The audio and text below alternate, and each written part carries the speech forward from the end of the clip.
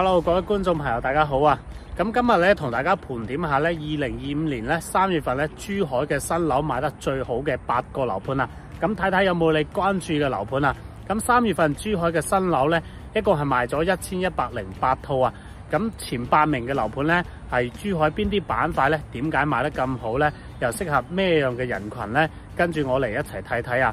咁第8名咧係斗門湖心路嘅時代都會大景啊，總共成交咗32套啊！呢個盤嘅單價咧大概係8000蚊啊！咁周邊嘅樓盤相比咧，價錢係好有優勢，而且呢個盤咧係香海大橋嘅橋頭，15分鐘咧去到呢個香洲區啊，交通係方便啦，價錢又平啦，所以好多人咧會中意作為呢個珠海嘅上車盤啊！咁第7名咧係斗門湖心路嘅五洲家園啊，總共成交咗35套啊！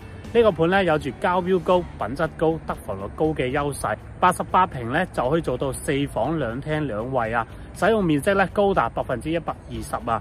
咁周邊嘅生活啊、交通啊、教育配套咧係一應俱全啊！而且呢個盤咧片區入邊咧用上車嘅價錢咧就可以買到呢個升級品質嘅樓盤啊，所以好受歡迎啊！第6名啊，斗門湖心新城嘅福地星譽灣啊，成交咗42套啊！呢個盤隔離咧就有公園、學校同埋鄰里中心，咁配套齊全啦，單價咧係1萬蚊啊！而且咧樓盤係一字排開嘅南北通透嘅板樓設計，咁同之前1萬幾到2萬嘅價錢相比咧，性價比咧係直接拉滿啊！第5名係呢個金灣嘅航空新城嘅華發金灣庫啊，成交咗51套啊！呢個盤咧係華發6.0嘅新規佈建嘅零公攤產品啊，單價從1萬起啊！品質同片區其他新房相比咧係明顯更好啊，甚至比周邊嘅二手樓仲平啊，所以吸引咗好多嘅買家。咁第4名咧係橫琴嘅華發橫琴府、橫琴匯同埋橫琴璽啊，成交咗63套啊。咁橫琴呢個板塊嘅前景咧係好確定啦，有住呢個粵澳嘅深度合作區啦、自由貿易、免稅島、國際旅遊島等等政策啊，吸引咗好多睇重呢個區域未來發展嘅人嚟買樓。而且呢個項目咧可以以舊換新啊，部分房源咧仲可以帶反租啊，回報率高啊，加上發展商清盤咧，價格咧有唔同程度嘅下調啊，所以咧成交好多啊。第3名啊，斗門井岸嘅世榮上觀啊，成交咗76套啊！呢個盤嘅發展商咧喺片區嘅口碑咧一直好好啊，咁受歡迎嘅程度咧係高啊！價錢方面咧，從原本嘅18000蚊咧降到而家嘅9800蚊起啊，性價比好高啊，所以賣得好啊！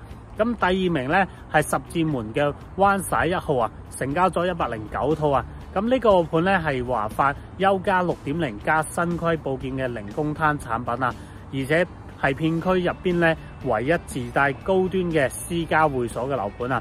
隨住呢個價格調整啦，洋房咧3萬出頭就可以買到啦，仲可以以舊換新啊。咁呢個盤咧位於橫琴同埋十字門之間嘅中間位置啊，係升級型買家嘅首選啊！第1名咧係十字門嘅華發琴澳新城啊，成交咗109套啊！呢個盤咧有難得嘅澳門景同埋橫琴金融島海景啊，風光咧盡收眼底啊，仲可以以舊換新啊，甚至可以帶埋反租嘅房源咧，回報率高啊！呢個盤無論係自住定係投資咧，都係好選擇啊！